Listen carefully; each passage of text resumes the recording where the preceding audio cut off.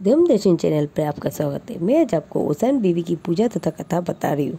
ओसान बीवी की पूजा का शुद्ध रूप अवसान विधि की पूजा है। हमारे देश में पूर्वी प्रांतों में से अवसान देवी की व्रत कहते हैं। वे विवादित शुभ कार्यों उपरांत 7 सधवा स्त्रियों को आमंत्रित करके उनकी सुहाग की पूजा की जाती है। किंवदंती है कि भगवान राम सीता के विवाह उपरांत जनकपुरी लौटने पर राजा दशरथ ने सुहागिन स्त्रियों को सम्मानित एवं पूजित किया था। पूजन के बाद गुड़ मिश्रित चने की दाल तथा प्रसाद बांटा जाता है। सधवा स्त्रियों को भोजन कराने का भी नियम है। हरि कीर्तन करके रात्रि व्यतीत करनी चाहिए। कथा। एक समय की बात है, 2 भाई बहन थे। भाई को चिड़िया पालने का बड़ा शौक था। वह दिन और रात उन्हीं की देखभाल में लगा रहता था। जब भाई को परेशानी हुई तो वह उसी दिन से दुबला होने लगा।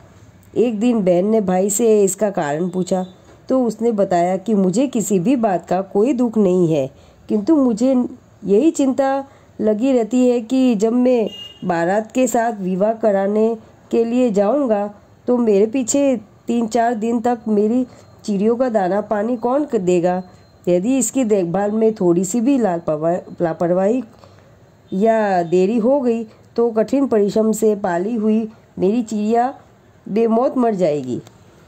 बहन ने भाई को धैर्य बंधाया और कहा कि तुम तनिक भी चिंता न करो, यह काम मैं अपने जिम्मे लेती हूँ। तुम्हारी चिड़ियों का दाना और पानी मैं स्वयं दूंगी और तुम्हारे विवाह से लौटने तक मैं उन्हें किसी प्रकार का कष्ट न होने दूंगी। दिनों बाद में विवाह की तिथि आने पर भाई दूल्हा बनकर बारात के साथ चला गया। बहन भी घर के चर के कार्य में व्यस्त रहने के कारण चिड़ियों को समय पर दाना पानी न दे सकी। जब वह कुछ अवकाश पाकर चिड़िया खाने में गई तो उसने देखा कि अधिकांश चिड़िया तो मृत प्राय पड़ी है। यह देख वह भारी संकट में पड़ गई। उसने मन ही मन ओसान बीवी का स्मरण किया और कहने लगी, हे देवी, आपकी कृपा से चिड़ियों जी उठी तो मैं दुरिया करूंगी। देव योग में सब चिड़ियों जी उठी। सब बहन ने उसको दाना पानी दिया।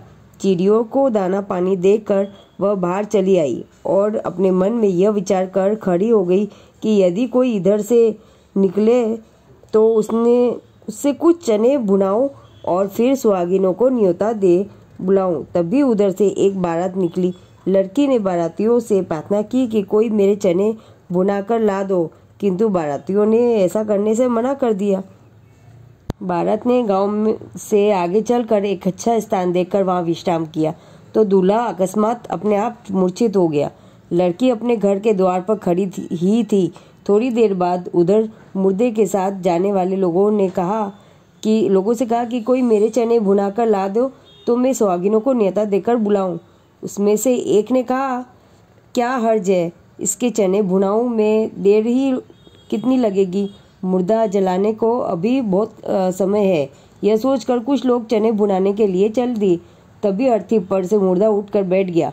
यह देखकर लोगों को बहुत आश्चर्य हुआ और सबने लड़की के पास जाकर श्रद्धा से प्रणाम करके पूछा, बहन, तुमने यह क्या जादू कर दिया कि जिससे मुर्दा जीवित हो गया। लड़की ने उत्तर दिया, मुझे इसके बारे में क्या मालूम, मेरी दुरैया जाने, ओसान बीवी जाने। मैंने ओसान बीवी से प्रार्थना की थी कि मेरे भाई की मरी चिड़िया जी उठे तो भुने चने का प्रसाद बांटूंगी।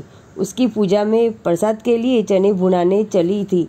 तुम लोगों ने जाकर चने भुनाकर ला दिए और तुम्हारा मुर्दा जी उठा। यह सब ओसान बीवी की माया है।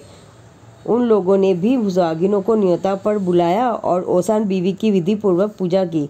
जिन लोगों का दूल्हा बेहोश हो गया वे भी लौटकर उसी जगह आए। उन्होंने लड़की से पूछा कि तुमने हमारे दूल्हे की क्या कर दिया जो वह अपने आप मूर्छित हो गया।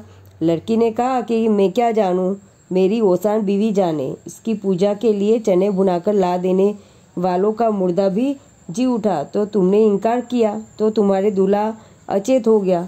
इससे मैं क्या कर सकती हूँ इसमें। उन लोगों ने लड़की से कहा कि हमें ओसान बीवी की पूजा विधि बता दो, हम भी घर पहुंचकर उसकी पूजा करेंगे। लड़की ने उन्हें पूजा की विधि बता दी। पूजा का संकल्प करते ही दूल्हा स्वस्थ हो गया। तब उन लोगों ने घर पहुंचकर 7 सुहागिनों को न्योता और उसके आंचल भर श्रद्धापूर्वक ओसान बीवी की पूजा की। इधर जब लड़की का भाई विवाह करके लौटा तो लड़की की माता ने भी ओसान बीवी का पूजन किया। तभी से विवाह के अंत में ओसान बीवी की पूजा का प्रचलन हो गया है, जो अनेक स्थानों पर आज भी कायम है। ओसान सबके कष्ट दूर करे, सबकी मनोकामना पूर्ण करे। यह उपरांत ओसान बीवी की कथा अवश्य पढ़ें और पूजा करें।